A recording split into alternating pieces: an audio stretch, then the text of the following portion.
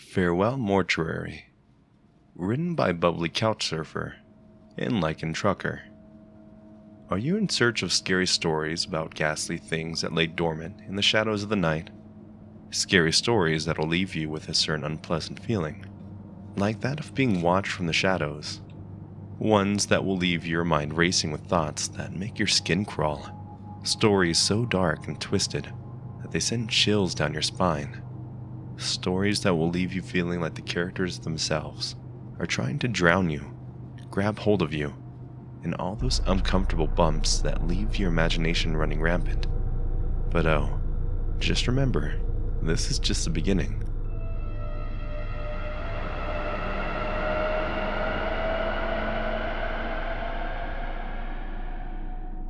As you've only just begun uncovering the dark side of our world, you haven't even seen half of it yet. So keep your wits about you, and get ready for a lot more scares and horrors to come. For now, enjoy these new adventures into the unknown world that we consider life after death, as we may know it. So let's continue forward, and let's begin to find out everything there is to know.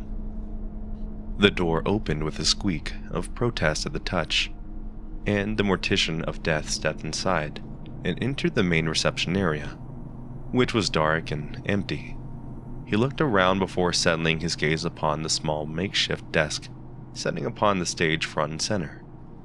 It was covered in various odds and ends and old newspapers, all in varying degrees of disarray. The light that shone through the windows cast a hazy glow over the area in which he would be standing.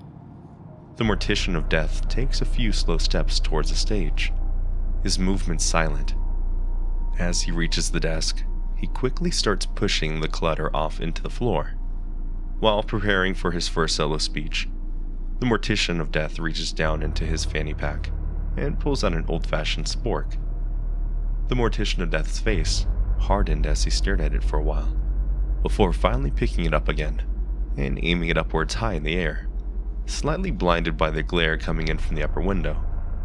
The spork was made from an old piece of hand-carved wood that he and his father had found during the travels. Or, if you must know, they lived a life on the run. The mortician of death's father was a powerful alchemist, and the spork was once his father's staff. His father was one who specialized in all things magic and enchanted, which made his father the most powerful and highly renowned alchemist throughout the land far and wide. But that didn't last long, as his father failed to save Angel Anemia's only child during childbirth. This greatly angered the queen, and she went mad, which led to the queen Angel Anemia in search of evil, and she found just that. She found the evil dark witch that had rumored to live in the tall overgrowths of the marshlands. The queen gave her soul to the witch as payment for her to cast a life of damnation on him and his father. They quickly became the most wanted and hated men throughout the lands far and wide. Nowhere they went was safe for them. They were forced to live a life of wanted criminals. But somewhere in his father's old age and many centuries of solitude, his father decided to file his staff down into the spork. He never understood why, but he chose to carry the spork with him in honor of his father. The mortician of death cleared his throat. "I'm here as your guide," he announced loudly into the small empty auditorium. His voice was rough, dry, and cracked. He decides to grab a bottle of water, and while rummaging through his bag, he becomes startled by the loud, ear-piercing sound from the door slamming and open and hitting the side wall. He pops back up and stands right up, while shaking his head in disapproval. "Wow, it's about damn time you finally decided to show up. Please sit or hang whatever you see fit." There was something almost haunting about his expression as he looked towards the audience, all of which were dead-eyed ghouls that hung lifeless from hooks that hung down from the ceilings, and others were limp, slouching over their chairs, all dressed in their finest funeral attire, and ready to hear the words that would surely put them to rest forever. "This whole thing is truly depressing," the mortician of death said softly, as he sighed. He turned away from the audience. He reached behind him to pull out a large, heavy book titled Crossing Over for Dummies from under his chair, where his black coat was unbuttoned and draped over. The mortician of death cleared his throat. He didn't look like an overly excited person who would all be too eager for an impromptu meeting. Rather, someone who would be bored out of his mind and ready to start making his rounds in search of new victims. From the next town over and surrounding forest, he took a deep breath and opened the first page. As he began to read, "Hello everyone. I'm the Mortician of Death, your least suspected Grim Reaper. I hope you're ready to move on to another world, somewhere far away, where no one knows where you exist, as you'll soon be forgotten by your loved ones who still walk amongst the living. Some of you may have just recently died, and still have your wits about you, while some of you may have passed a while ago, and have now turned into brain-dead zombies, who now wander aimlessly, lost with no real sense of purpose nor direction. However, if it is the latter, then I must ask you, do not kill, nor attempt to scare anyone else from this point on. That'll only cause quite the uproar when I try to get you crossed over. So, don't go fucking this up for either one of us, as I am new on this job. So, if after a few hours this doesn't happen, then you remain trapped here, and so will I. We'll be left to wander lost and alone for many dreadfully lonely eternities. So, we'll just have to wait and see what your fate will be. Until then, I'm obligated and bound by my blood oath contract to inform you all that it'll all be worth it. You'll get a chance to start over, and you can finally live your life of peace. If you want to do so, I would suggest going into the forest and starting off down the dimly lit pathway, which will lead you to my partner Jasper, the mortician at Farewell Mortuary. As he would say, you bring stiff cold ones, and I'll keep them chilled until slamming time. After that, we can discuss the finer details. So, that concludes today's lesson. Please take your leave and begin your travels." The Mortician of Death sat down and proceeded to lean back in his chair and stretch. A few zombies shifted slightly. One was missing its head, and two were more covered in bandages. They all looked even more sickly than before. It was clear that they were decaying much more rapidly than what was to be expected.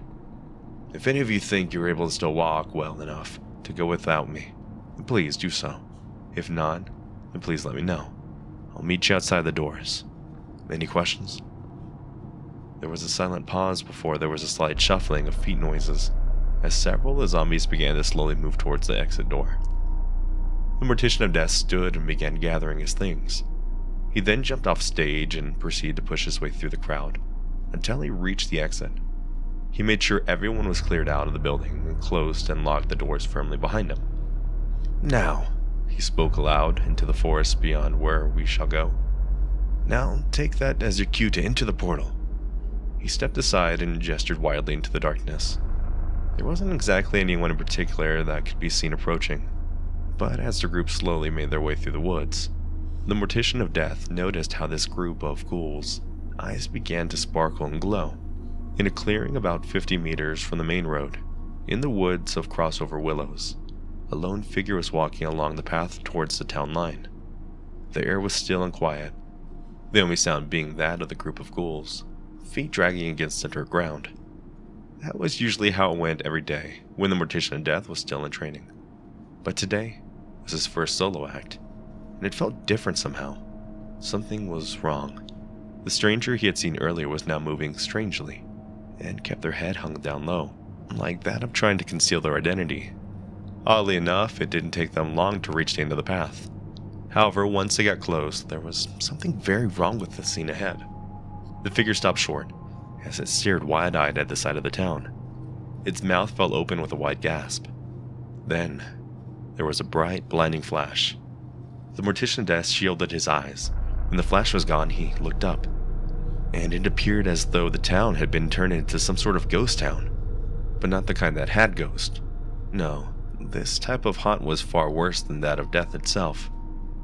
He gestured to the ghouls to continue forward. They stopped a short distance from the road and stared ahead blankly. There was nothing in front of them, absolutely nothing. Just endless woods, stretching on and as far as their eyes could see. The Mortician of Death stopped and started undressing, leaving only his fanny pack on. While he tried to proceed with what he had just seen, why was there nothing in front of him? The group had been following him had just continued marching forward, straight towards what used to be a town of crossover willows. But what was happening? The mortician at death unzipped his fanny pack and grabbed his father's wooden spork out, and held it like a staff up close to his chest. He froze for a moment, closing his eyes and asking his father's help, before turning slowly around with the spork, gripping tightly with one hand.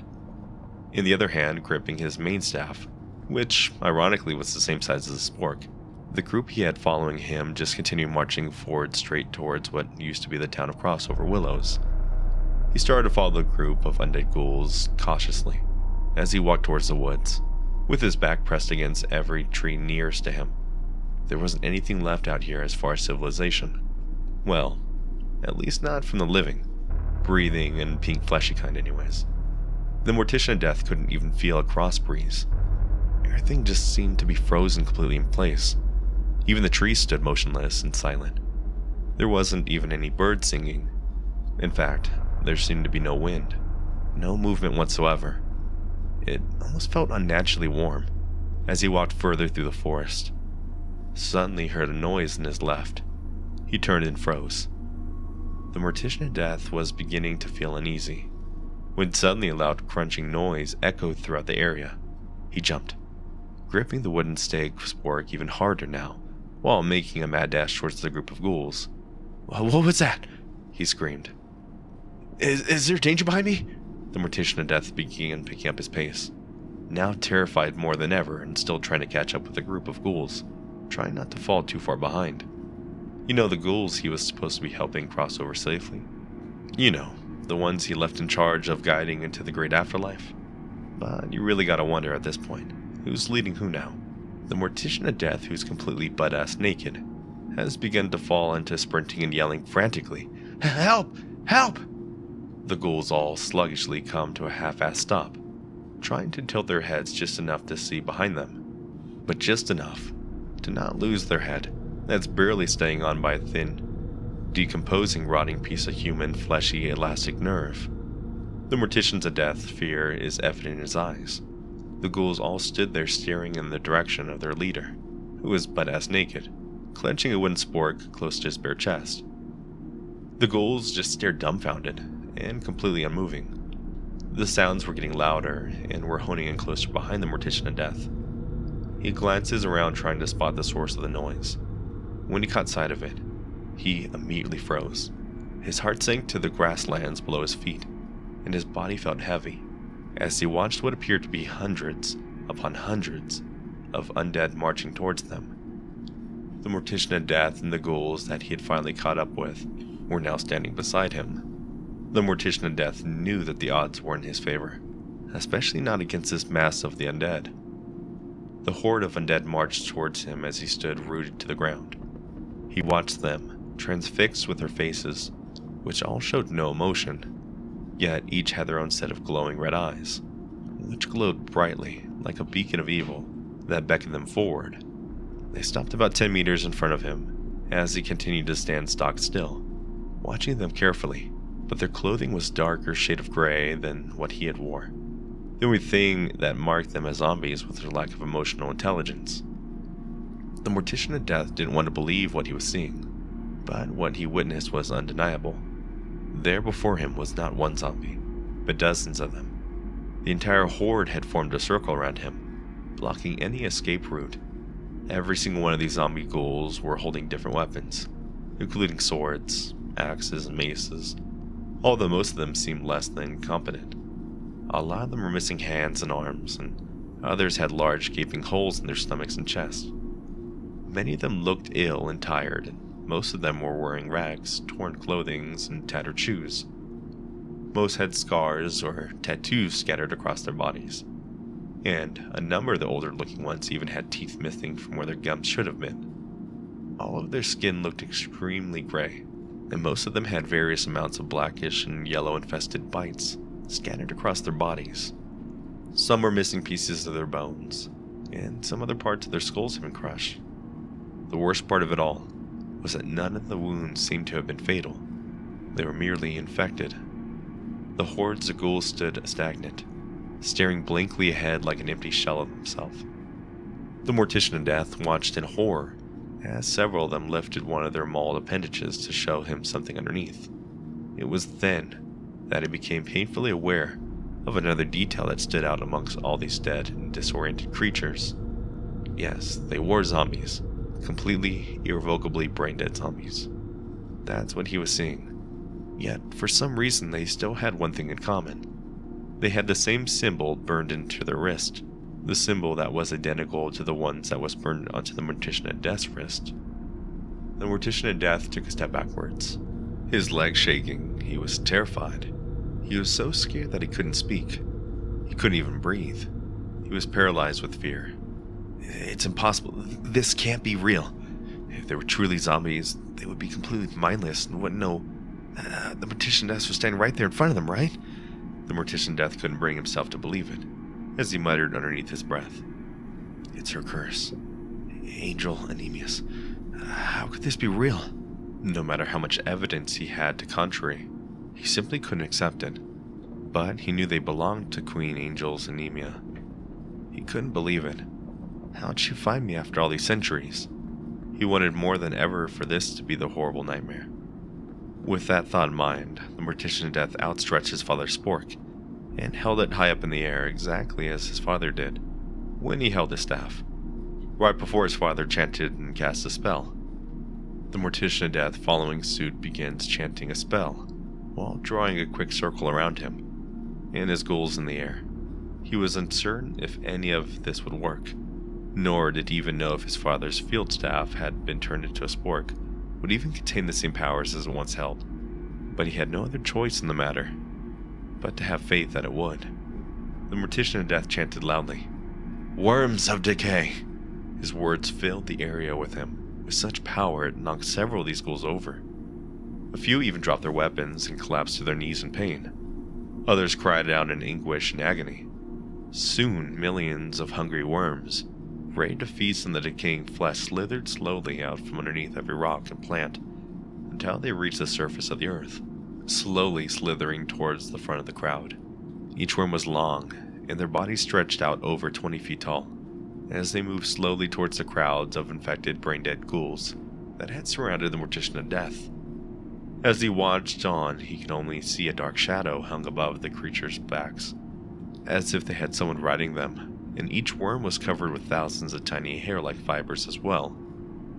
Each worm opened their mouth and sinks their teeth into the flesh upon the rotting, decomposing flesh of each zombie with a certain grace. They crawled slowly towards every zombie. Once the worm reached each ghoul, the worms opened up their mouths and started chomping away, happily feasting upon the rotting flesh of the undead, leaving behind a pool of liquid that soon became a disgusting color and permitted a foul stench odor. When the worms became stuffed, they would drop down to the ground, causing more worms to appear. But these baby worms crawled much more rapidly, apparently for their first meal. They began slithering through the masses of corpse in search of new victims. As each worm consumed the remains of its former meal, there was a small flash of green light that emitted from the end of each worm. The light quickly faded as the worms began crawling back into the dirt and disappearing beneath the ground once again. The Mortician of Death watched in silence, so shocked he managed to keep himself alive. He breathed out a sigh of relief before collapsing face first into the ground, panting heavily. It seemed to take him forever to realize he too was a powerful alchemist, just like his father. Slowly, the Mortician of Death regained his composure and control over his own breathing, and looked back at his ghouls with his head held high. God damn, that was close. He started laughing excitedly. Quickly making it to his feet, he looked at his group, gesturing them to come along now as he led the group towards the forest. Walking through the horde of zombies, the Mortician of Death, not giving one fuck at this point, wound up accidentally brushing up against a couple of ghouls in his group, which caused them to fall to the ground in pain. The Mortician of Death paid no mind to what he had done. He just continued on while staring at the spork.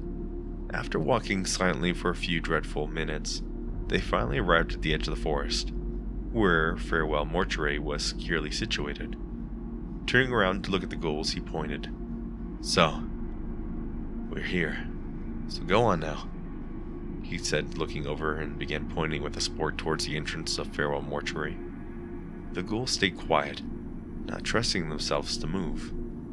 The mortician of death, growing annoyed, shouted, "Go!" causing the ghouls to finally react and follow the orders. One of the ghouls quickly began making their way inside the building. Once the ghouls were all securely inside, the mortician of death joined them, slamming the door shut behind him. The sound of a lock being turned echoed throughout the building, and filling an eerie silence. After a moment, the silence was broken by a groaning sound coming from the doorway, leading into the back of the facility. A figure staggered out into the open carrying what looked like a dead rat, wrapped tightly in some kind of leather string in their arms. They stumbled slightly as they tried to get their footing. When they finally found their footing, they noticed their surroundings, and began stumbling towards the mortician of death. The mortician of death quickly stepped forward, trying to stop the person before they made contact. He placed his hands firmly in front of him. The mortician of death began saying, "Hello, Jasper. I have a group for you." Jasper, the mortician of death. "Ah, yes, I see that." Jasper, the mortician, had clothes ripped and bloodied, revealing a multitude of scars. One hand cultured at his wound, which oozed a crimson reddish, purple and blue fluid, while the other arm rested protectively over his torso, holding the rat closer towards his chest, as if he was protecting the rat from harm. Jasper the mortician looked like he must have been severely injured, or perhaps had died long ago, because of the extent of damage that his body had taken. But Jasper the mortician was in fact the only person who was amongst the living. Well, at least out of every person presently at Farewell Mortuary. The mortician of death was very proud at his ghouls for surviving the ordeal that was bestowed upon them only moments ago. However, even though he had survived the encounter, they did not seem happy about it. Their expressions revealed everything to the mortician of death. They looked dejected, defeated, and exhausted. They were even more dirty, bruised, and battered. They were covered in blood, pus, filthy, and weak. They were all now finally becoming full-on brain-dead zombies, which could only mean one thing: that it was their time was almost up, and if the mortician of death didn't act fast, they had all become trapped here on Earth, left to wander alone for many centuries. They were all afraid, and they were all confused. It was clear as day to the mortician of death that they didn't understand what they were meant to do, or why they had become undead. The mortician of death sighed. He felt bad for them. In fact, he felt very sorry for them indeed. The mortician of death turned to Jasper, the mortician, with a sorrowful expression upon his face. "Why haven't they crossed over yet?" the mortician of death questioned.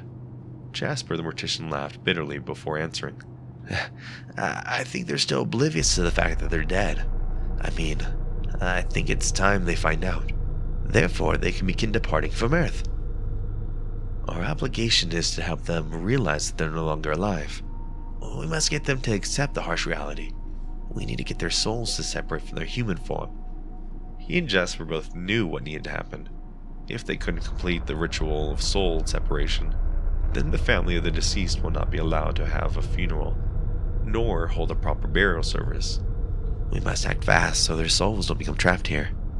Both morticians looked at one another, nodding in agreement, knowing what will happen if they both fail. So without hesitation, both men turned around facing the freezer room, saying in unison, "Come now, it's time for you to find your human form, and say goodbye to yourselves. Since you're in fact dead, it'll only be easier for you once you realize this, and hopefully after seeing your dead body, you'll then be able to accept the fate, and leave this world to go live in another, one that's called the afterlife. This way you can be free from this world and from us." Leading the ghouls into the freezer room, where the unclaimed bodies lay on out display, the mortician of death said firmly, "Find your human body, and stand beside the gurney and wait for the rest of the group to do the same." Moments later, the shuffling around the room ceased, and the room fell silent. "Great job. Now let's begin." The mortician of death and Jasper the mortician both took a step back, raising their right arms high into the air, and began chanting. As they chanted, their eyes grew black, and red swirls that swirled around their irises. The chant grew in intensity, and increased in power, as they were near the final line of the chant. Then suddenly they stopped and lowered their arms. The Mortician Death held out both palms towards the ghouls. With a sudden movement, he pulled both his hands together and clapped his hands firmly together loudly. Both Morticians spoke the final sentence of the crossover chant in unison, words that would grant safe passage into the afterlife. Both Morticians stood stock, proudly finishing up their chant, while watching each soul separate peacefully from their human body as each soul began fading into the light. Now they would move on to the afterlife.